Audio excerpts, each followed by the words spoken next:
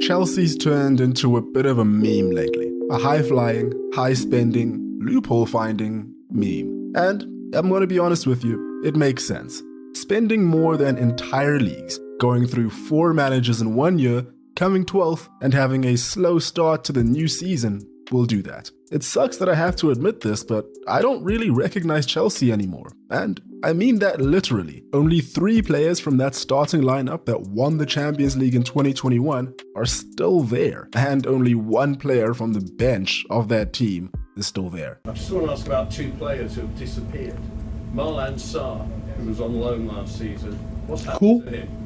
Marwan Sarr. And what's happened to Jamie Cumming, who played the first game? Even Poch is confused when it comes to personnel. Chelsea fans might not like it, but Brighton, on the other hand, they've been laughing all the way to the bank. They've made these boys rich. Rumor has it there's a shrine to the great Todd Bowley at the Seagulls training ground. The boys have to tap a mugshot of him before going on the pitch for good luck, I hear. Here's the thing though, I'm definitely on the skeptical side when it comes to Chelsea in 2023, but I have to admit, they've taken a bold strategy. A strategy that, when all things are said and done, could have many of us replacing our criticism with praise. But at the same time, it could, and it seems more likely at this point, make us all double down on the hate train.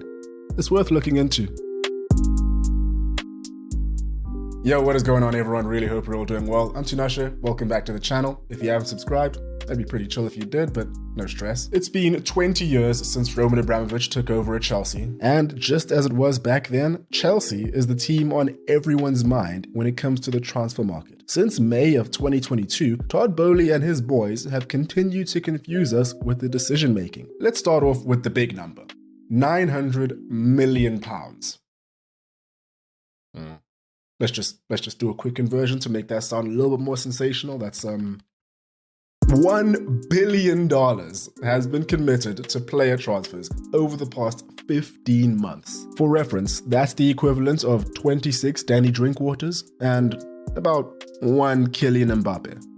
The more you know. How have they been able to do this? A lot of people have pointed to the fact that private equity investors aren't usually willing to splurge this much without an absolute guarantee that they'll get an ROI, which makes this entire overlay on this billion-dollar investment from Bowley and Clearlake Capital all the more confusing to some. They've just bought the club for £2.5 billion.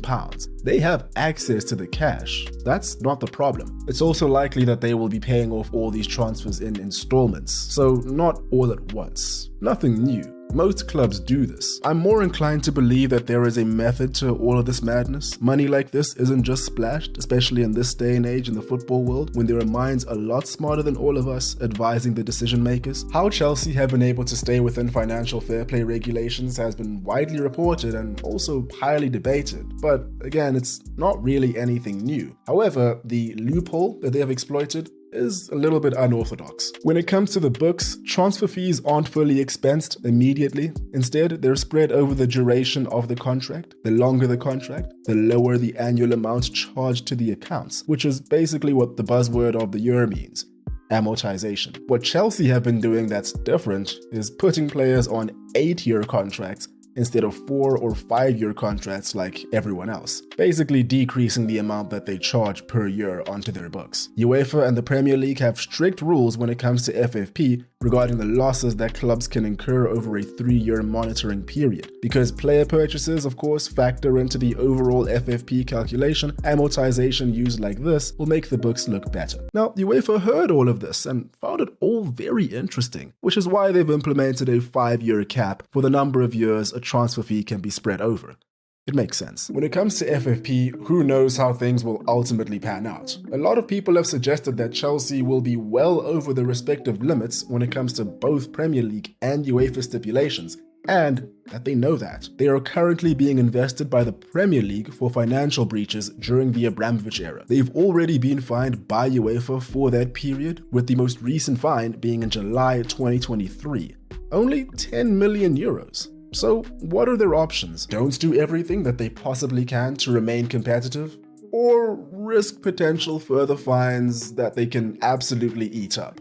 I'm not gonna lie to you, I think I know what their answer is. A lot of clubs tend to berate their ownership over a lack in spending and minimal effort when it comes to recruiting. Chelsea is a club that has never really had that problem.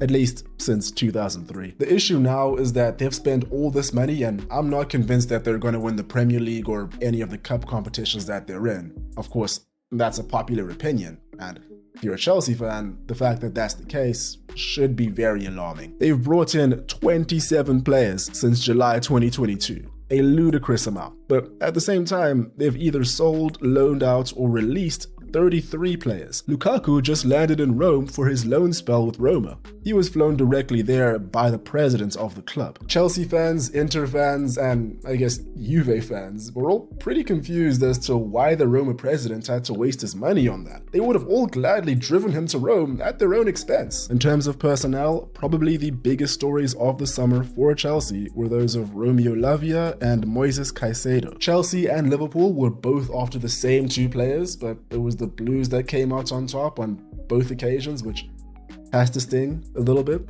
Now, transfer drama is usually pretty tedious to me, but this scenario, it was pretty funny. According to The Athletic, Caicedo always wanted Chelsea and was even waiting out the conclusion of the transfer situation in a hotel in London. Yet Liverpool were convinced that they could eventually get him. They made a £111 million bid, but all Chelsea needed to do was match or one-up it for Brighton to let him go. They did. Liverpool wanted Lavia too, but at some point during all this drama, they switched their efforts to go for Caicedo instead. Lavia saw that and wasn't impressed. Also, Lavia got messages from fellow Belgian and Chelsea legend Eden Hazard and Caicedo himself. It was game over for the Reds after that. Chelsea and Liverpool both needed midfield reinforcemements, and if we're being honest, probably more so Chelsea. Within the past 8 months, they've lost Mateo Kovacic, Jorginho, N'Golo Kante, Kai Havertz, Mason Mount, Ruben Loftus-Cheek, Tiemu Bakayoko, who many of you probably forgot was still a Chelsea player, isn't a Chelsea player anymore after being released in June. To be fair, he's been on loan for the past 2 seasons, so I don't think he factored into anyone at Chelsea's equation. This Chelsea side has bags of potential, and they're a pretty young side too. The youngest in the Premier League, as a matter of fact, 23 years old. Also, the average age of all the signings that they've made over the past 15 months is 22 years old. In defense, Chelsea are marshaled by the oldest outfield player in the league, Thiago Silva. He'll be 39 in a couple weeks. It's one of those class as permanent type situations. And the second most senior player in the regular lineup is Raheem Sterling. After an injury-ridden, mediocre first season in London, he's looking really good so far. It seems that Pochettino has a clear vision in his mind for where Sterling fits into the overall plan, and luckily for Chelsea fans, it doesn't look like it's at wingback. With all that being said, Pochettino was probably one of the best suited to get the most out of this Chelsea team. Spurs had the youngest team in the league between 2014 and 2017, where they peaked at the number 2 spot in 16-17. He was their manager throughout. A couple weeks ago, he said that his strength and weakness as a manager is building relationships with his players. Great for synergy, not so great because it's taxing. With a squad of young players that have been made painfully aware of how much they cost, with all the scrutiny that they're gonna get under, something that most of them probably haven't experienced before, a nurturing player-manager relationship is definitely something that's needed. Poch also said a couple weeks ago that the minimum goal is for Chelsea to finish in top 4. The league is as competitive as ever, but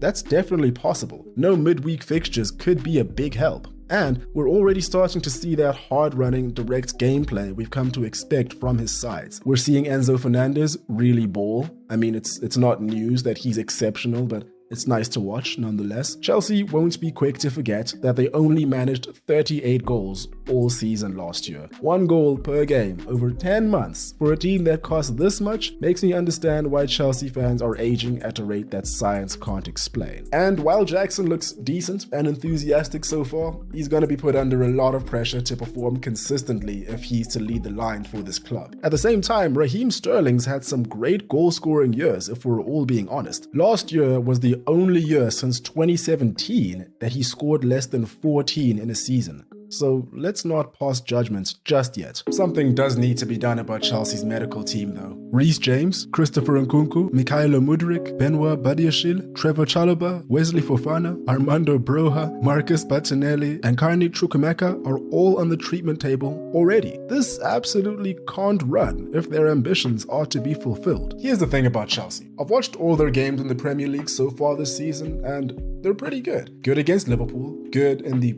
first half, at least, against West Ham. Picked up their first win at Stamford Bridge since March of this year, so there's progress. Despite all the memes, they have some great players. Overpriced, 100%. Functional?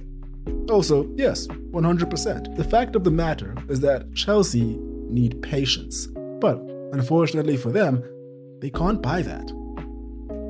And there we have it. Let me know what you guys think about Chelsea and their chances in the Premier League this season, as well as all the other cup competitions. Feel free to follow all the socials. All the links are in the description. That's all for me today. Hope you guys enjoyed. Hope you're having a great day. Cheers, and I'll catch you in the next one.